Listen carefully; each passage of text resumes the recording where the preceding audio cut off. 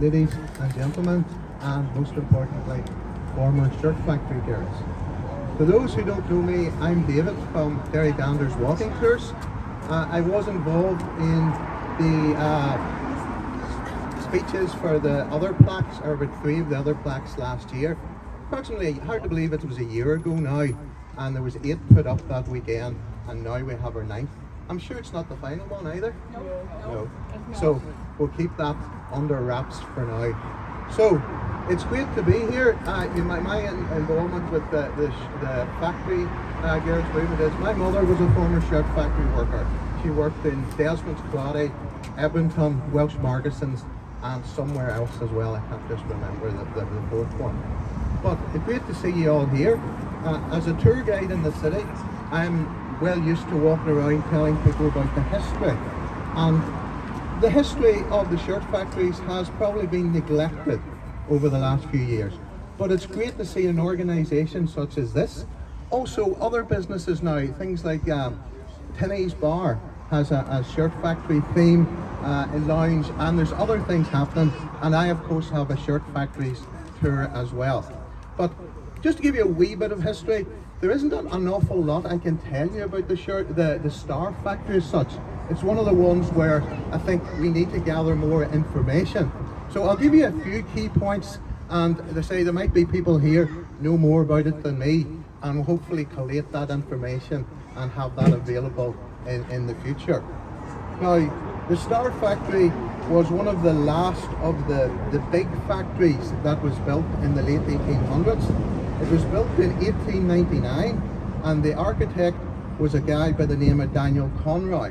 I can't remember, I don't think he was a dairyman, I think he might have been Belfast based. But the unusual thing about this factory, the unusual thing about this factory is that it's not the typical red brick that you had for Rosemount or Edmonton and all the others. It's very much done with Donegal sandstone, which gives it the yellow look that you have. And it's done in the style of what they called a Hotel de Ville or French town hall. So it's very, very distinctive of all the factories in the city. And I have 2 names associated with it. There was a Watson and Midgley. I'm not too sure if they were the original owners or they were the company that built it, because there's also a name of Bear and Company that's associated with this factory as well. Now, it wasn't always shirt factory. It was also involved in, I think, ladies' lingerie for part of its history, and possibly even pajamas, but then it also got involved in shirts as well. But one of the interesting things about it is, if you look at one of the old pictures, obviously that one is quite famous, the one in 1950 of all the staff standing outside wearing sort of like a white overalls or aprons. But there's another picture I've come across, and that was to do with the railway line. Remember, the railway line just ran across there, and my understanding is that there was possibly a halt, that they could have loaded stuff directly from this factory onto the railway line from here. Now, a bit of general history. You might know that the guy who was viewed as the father of the shirt factories was a gentleman by the name of William Scott, and he set up his first shirt factory off Weaver's Row or Bennett Street, which is just about 100 yards from here. And the factory was really where you have I think it's the health service building now. So that was very close to here. And the original factories really came to prominence because you had the Scotch boat, and the boat that used to take the manufactured shirts all the way to Glasgow, because Glasgow was a real base for exporting throughout the world. Derry would have been involved in the linen industry initially as well, but unfortunately the linen industry sort of went more to Belfast and Lisburn and Antrim. And so therefore it was good that William Scott, who was a weaver himself, took it upon himself to make shirts and sell them into Glasgow. What happened then was that, like anything, people see somebody's making a bit of a profit that's of interest to them. So you had the Scotsmen starting to come here, and then you had the number of bigger factories that come. We've obviously have Tillys and Henderson, you had Sinclair's, you had Welsh Margeson, Hamilton's, you had so many that would have come because of that.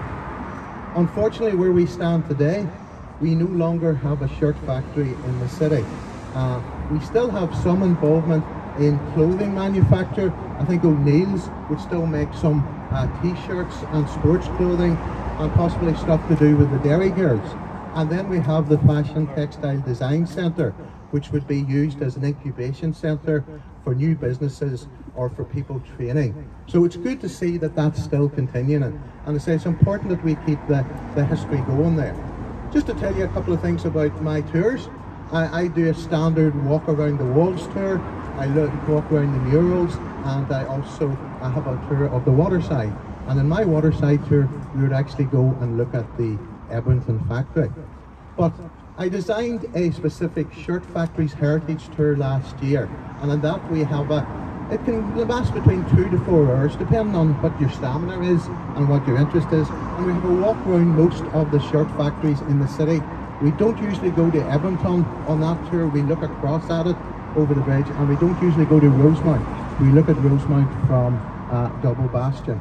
But again, sort of thing would be of interest if you have a group put together. We can organise a bespoke tour. We can look at 4 or 5 factories if you haven't got the stamina to do all of them as well. So the other thing I'm also designing is an inspirational Women of the City tour, and obviously the Shirt Factory Girls are part of that tour as well as the people that wrote hymns and novels, and even politicians are mentioned in that tour. So watch this space. That tour is still at the Design Centre, and I hope to also feature some of the modern women, like community workers in the city, that are doing such a great work before.